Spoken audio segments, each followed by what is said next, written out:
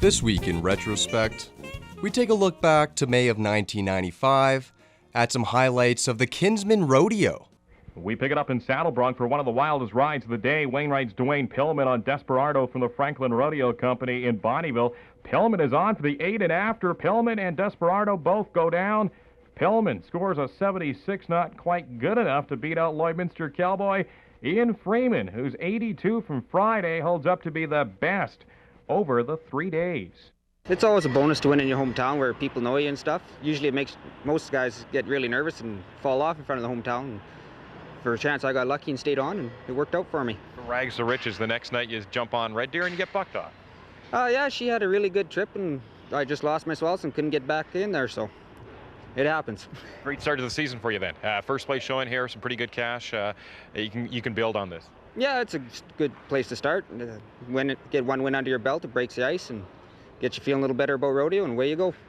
To bear back now, Lakeland Rodeo standout, the Midwest Kirk Jackknife on Smoke Screen. He is on for the 8 and collects a score of 69, but it's Cam Moores of Patricia, Alberta with a 79. Back on Saturday, he was tops in the event. Cliff Williamson won calf roping, while Jarrett Monroe was tops in boys steer riding. To the barrels now, a former Kinsman champion. Mary Bonagowski against Carson, North Dakota, turns all 3 barrels in a nice time at 13.24. But it's Amy Stone's time at 12.97 from Friday. That holds up as the top time of the weekend.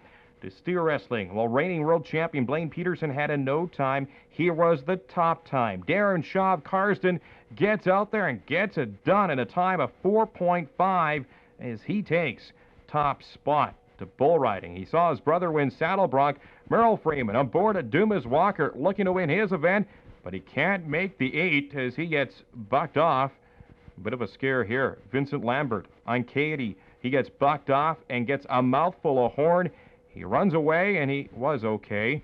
Here's her winning bull ride, Jack Watts on Copenhagen Braddock, and he is on for the 8 and collects a score of 88 as Jack Watts wins bull riding in the Border City.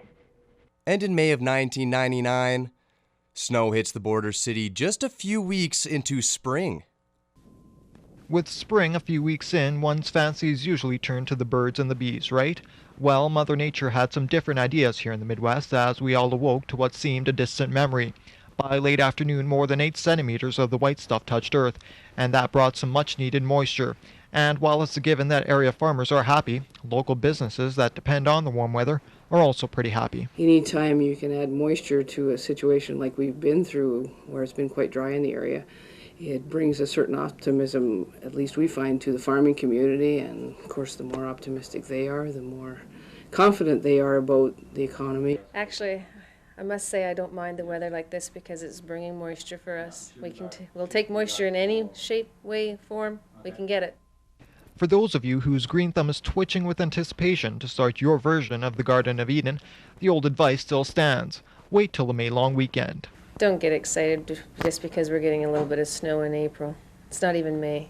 Don't worry about it. Now, if it was May long weekend, end of May, then I'd start to worry about it because then the trees and shrubs would be all in leaf. And then with wet, heavy snow, then that's when we get damage.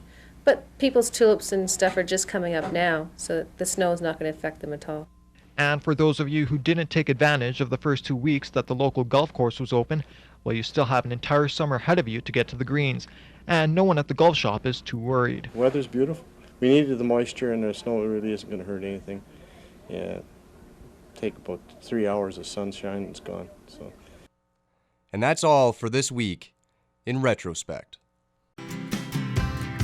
Retrospect is brought to you by Webb's Machinery. Find New Holland products at Webb's Machinery, your dealer in Vermilion, Vegreville, Lamont, Wainwright, St. Paul, and Consort.